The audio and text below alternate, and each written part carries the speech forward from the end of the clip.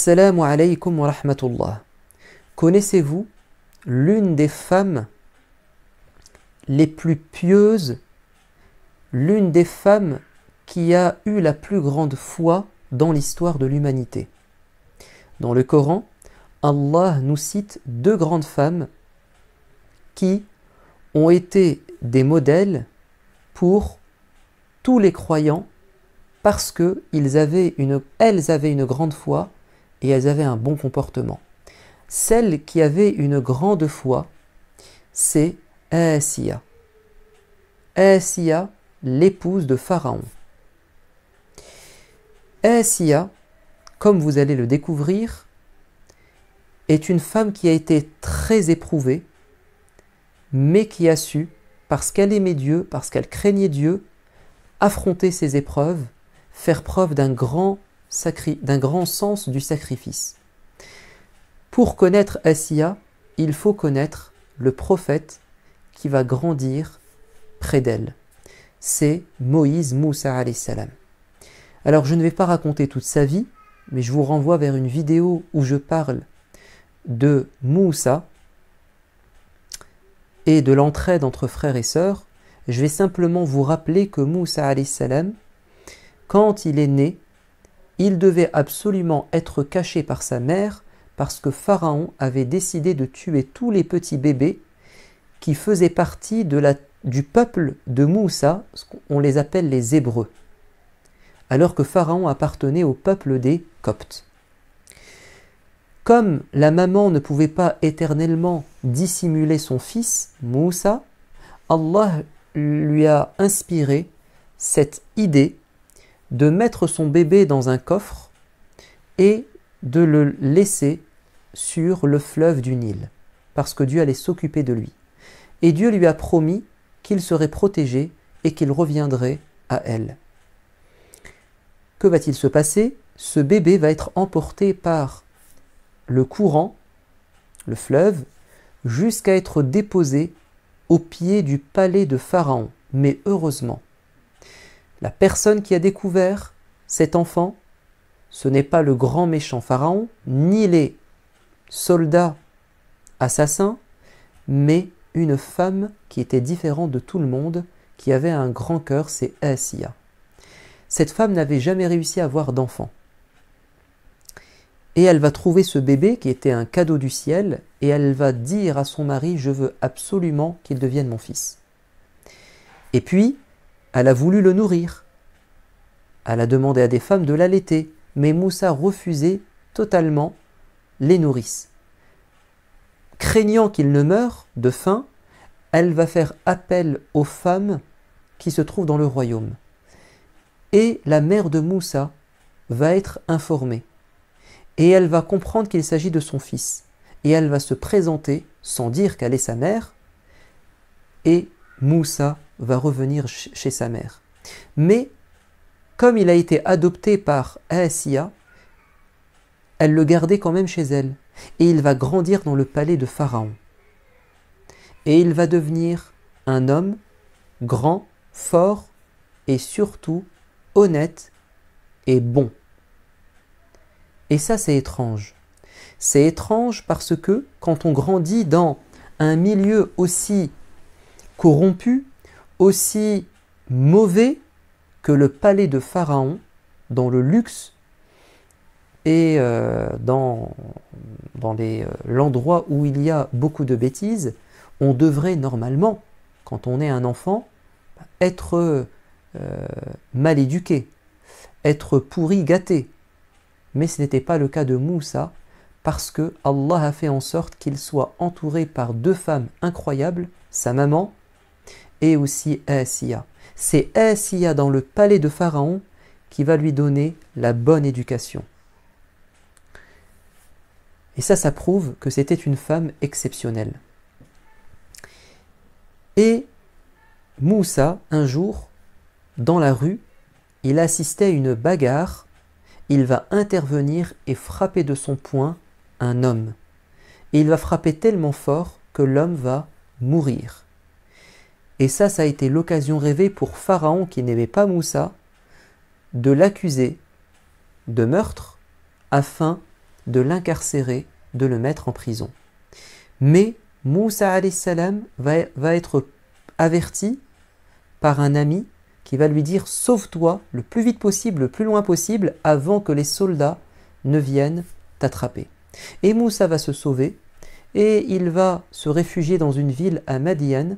Il va tomber sur une famille incroyable, un père, une mère et 2 filles, 2 femmes. Il va finir par être hébergé par cette famille. Il va se marier avec l'une des femmes et il va travailler pendant 10 ans auprès de cet homme, de ce vieillard à qui appartenait la maison et le troupeau. Et puis ensuite, après 10 ans, avec sa famille et les animaux qu'il avait, il va parcourir le désert, chercher d'autres horizons. Mais une nuit, alors qu'il faisait froid, alors qu'ils étaient perdus dans le désert, dans le noir la nuit, il va apercevoir un feu. Et il va dire à sa famille « Attendez-moi, je vais rapporter un peu de feu pour nous réchauffer et puis demander aux gens la route. » Mais quand il va s'approcher, il va entendre la voix de Dieu lui dire « Ô Moussa, tu as été choisi comme prophète. Tu vas maintenant changer d'itinéraire et de projet. Tu vas prendre ta famille, aller en Égypte. » Enfin, il était en Égypte, mais va dans la ville où se trouve Pharaon et ta mission, c'est de dire à Pharaon que tu es un prophète et qu'il arrête de se prendre pour un dieu et de sauver ton peuple parce qu'ils sont maltraités, exploités comme des esclaves par Pharaon et les Coptes. Arrêtons-nous un instant. Asiya va finir par devenir croyante. Comment? Asiya est aux côtés de Pharaon. Elle va détester Pharaon parce que c'était quelqu'un de mauvais. Et elle savait que son mari était un menteur. Parce que Pharaon se prétendait être un dieu. Évidemment, la personne la mieux placée pour savoir qui il est, c'est son épouse. Parce que si tu peux, au regard des gens à l'extérieur, prétendre que tu es le plus fort, le plus grand, que tu es un dieu, à la maison, tu ne peux pas te prendre pour un dieu. Tu vas dormir, tu vas manger, tu vas partir aux toilettes. Donc, ceux qui sont à tes côtés dans ta maison, ils savent que tu n'es pas un dieu, que tu es faible, que tu tombes malade. Donc, Asiya était persuadée que son mari était un menteur, un hypocrite. C'était pas un dieu. Elle n'était pas mariée avec un dieu, elle était mariée avec un homme et un homme méchant. Deuxièmement, Asiya va voir des miracles. Parce que Moussa, quand il va se présenter, il va parler à Pharaon, il va lui dire « Je suis un prophète ». Bon, Pharaon va lui dire « Mais quelles sont tes preuves ? Quand tu étais jeune, tu étais un homme normal. Là, tu viens et tout à coup, tu te prends pour un prophète. Mais où sont tes preuves ?» Et il va jeter son bâton qui va se transformer en serpent et il va sortir sa main qui sera éclatant de lumière. 2 miracles. Alors que Pharaon va s'entêter, s'obstiner et dire que c'est de la pure magie, c'est pas un miracle. Asiya, elle, au fond d'elle-même, elle a été touchée par ces miracles et la foi a pénétré son cœur. Elle a vu des miracles et elle était sincère parce qu'elle savait que Moussa, c'était pas un menteur. C'est elle qui l'a éduqué. Donc elle le connaît par cœur. Elle connaît son mari par cœur, elle sait que c'est pas un dieu et c'est un menteur. Elle connaît son fils adoptif par cœur parce qu'elle l'a éduqué et elle sait qu'il est honnête. Donc si Asiya a été guidée, c'est d'abord parce que elle savait la vérité. Deuxièmement, Asiya avait un cœur plein d'amour, plein de bonté, plein de clémence. Et Allah guide les cœurs purs. Les cœurs des gens qui sont orgueilleux, méchants, injustes, Allah ne guide pas leur cœur. Tant que leur cœur n'est pas blanc et pur, Dieu ne va pas les guider. Ils ne méritent pas d'être guidés. Par contre, quand on a quelqu'un comme Asiya, avec un cœur blanc, Allah va faire pénétrer la foi dans son cœur. Le prophète alayhi salatu wassalam dit « Soyez bons, miséricordieux envers ceux qui sont sur terre, Allah sera bon et miséricordieux avec vous. Si tu as un grand cœur et que tu fais du bien aux gens, Allah sait que tu es bon, il sera bon avec toi, il te fera un cadeau, et le meilleur cadeau qu'il peut te faire, c'est de te guider vers la voie du paradis. » Autre chose, Asiya a vu une forme de miracle. C'est que Moussa, quand il était jeune, il a été abandonné dans le fleuve, mais il n'est pas mort. Et elle attendait depuis très longtemps d'avoir un enfant parce qu'elle n'arrivait pas à avoir d'enfant. Et donc quand l'enfant va venir, elle va comprendre que c'était un miracle, que Dieu a protégé cet enfant et qu'il a répondu à son rêve. Il a exaucé son rêve et ses espoirs. Donc elle savait qu'il y avait un Dieu qui était là pour protéger l'enfant et pour lui faire un cadeau. Et elle a découvert que l'enfant refusait de boire le lait d'allaiter les nourrices. Et elle va comprendre que ça c'était la volonté de Dieu et c'était un miracle pour qu'il retourne chez sa mère, parce qu'elle va savoir qui est sa vraie mère. Donc tout ça, c'est quelque chose qu'elle a compris, c'est-à-dire comment Dieu tire les ficelles et fait le destin.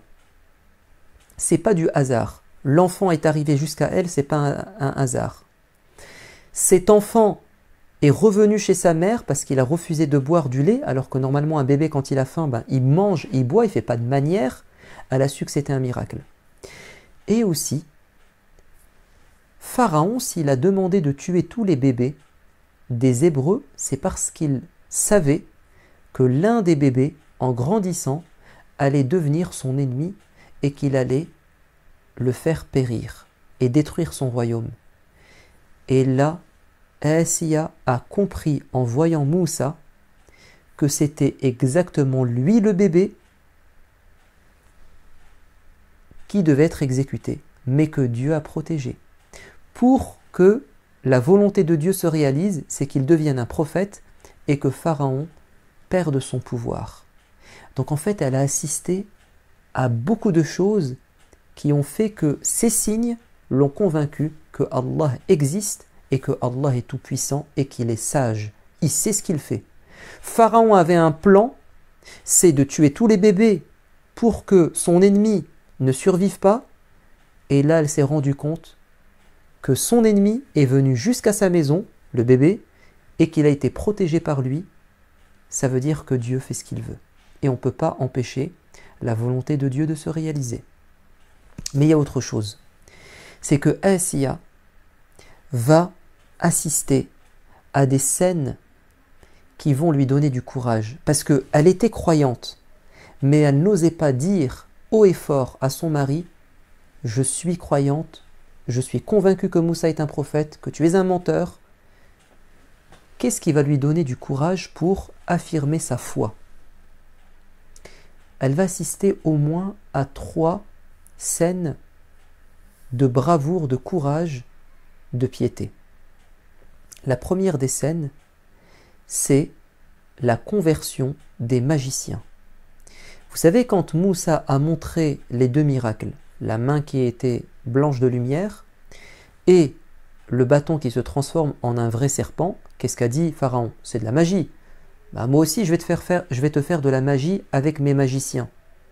Et il va lui dire, on va fixer un rendez-vous pour faire un duel, un spectacle.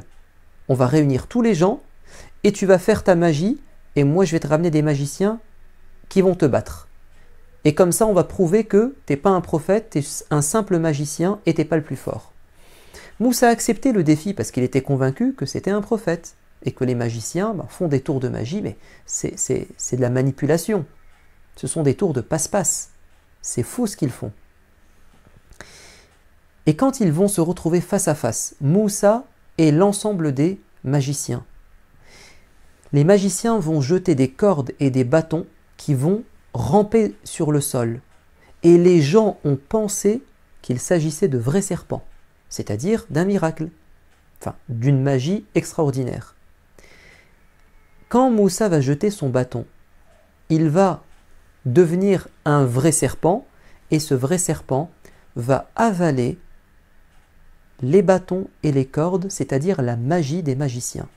Et là, les magiciens vont tous se prosterner et dire, on reconnaît Allah comme prophète, Moussa comme prophète et Allah comme Seigneur. Et nous reconnaissons que nous sommes des menteurs et que lui est un vrai prophète. Et là, Pharaon est devenu fou de rage.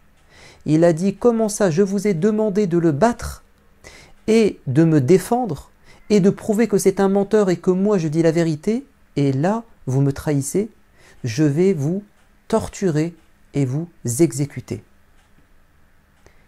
Et qu'est-ce que vont dire les magiciens? Ils vont dire, tu ne nous fais pas peur, fais ce que tu veux, maintenant qu'on a la foi, on est prêt à tout subir parce qu'on sait qu'on va aller au paradis.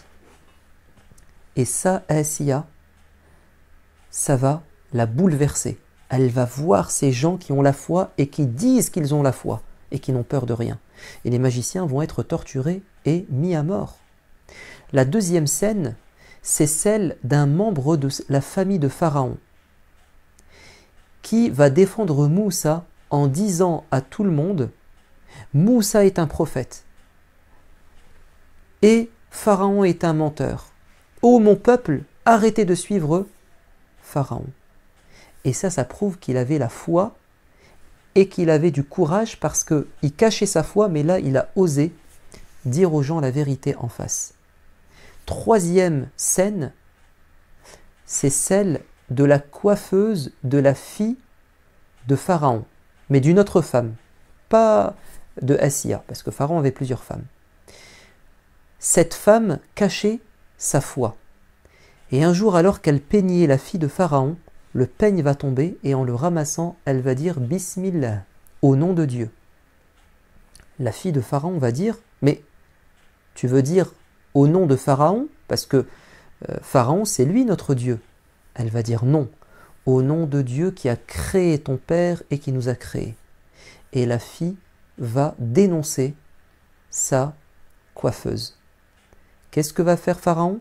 Il va dire « Ramenez-moi cette femme et ses enfants, 3 garçons. » Et il va faire bouillir un grand chaudron, une grande marmite d'huile, et il va lui dire « Renonce à ta foi.